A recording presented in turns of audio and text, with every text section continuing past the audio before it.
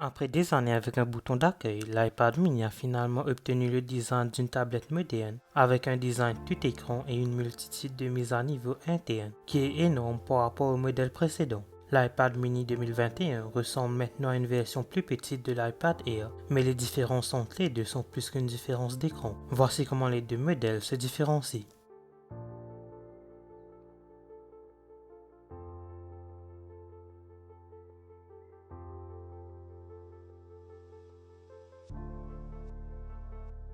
Si vous mettez l'iPad Air à côté de l'iPad mini sur une table, ils ressembleront à des versions plus petites et plus grandes les unes des autres. Si vous les examinez un peu, vous remarquerez que les boutons de volume sont sur le bord supérieur du mini et le bouton d'alimentation est sur le bord droit de l'iPad Air.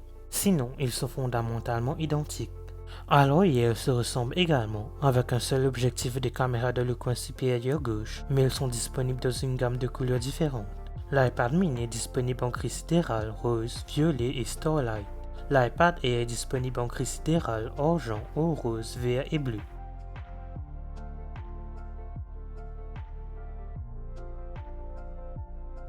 Les deux ont des écrans rétroéclairés LED avec une prise en charge du White Color, le True Tone et 500 nits de luminosité. L'iPad est évidemment plus grand avec un écran de 10,9 pouces contre 8,3 sur le mini. Cela signifie également que le mini pèse nettement moins lourd que l'iPad Air.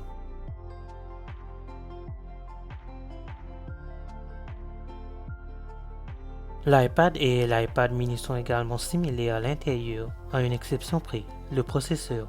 Alors que l'iPad est équipé du processeur A14 de l'année dernière, le mini contient un processeur A15 plus récent. L'iPad mini a un cœur graphique supplémentaire. Il devrait donc mieux gérer les jeux et d'autres applications graphiques à haute intensité. Une autre différence entre les deux tablettes réside dans leur capacité cellulaire. Alors que l'iPad est doté du 4G, l'iPad mini prend en charge la 5G, mais il n'est peut-être pas aussi rapide que l'iPad Pro. Sinon, les deux sont très similaires. Ils sont tous deux dotés de capteurs Touch ID intégrés au bouton d'alimentation, inclut la Wi-Fi 6 et le Bluetooth 5.0, l'USB-C et disposent d'une batterie conçue pour 10 heures d'utilisation. Les deux modèles n'ont également que deux options de stockage, 64 et 256 Go.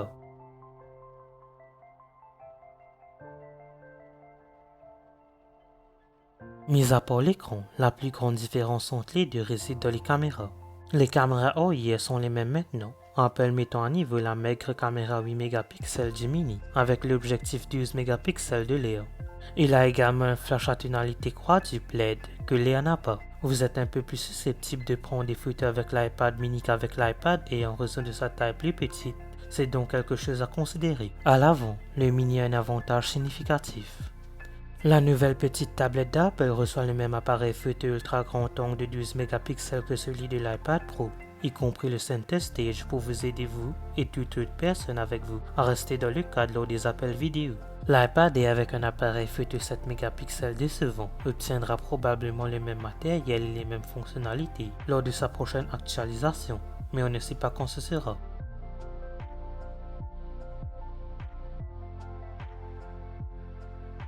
Pour 100 € de plus pour les modèles Wi-Fi et 80 € de plus pour les modèles cellulaires, l'iPad Air est un choix tentant. Mais le mini a beaucoup plus d'avantages qu'un simple prix inférieur. C'est une tablette plus portable, plus puissante, plus performante et plus photogénique.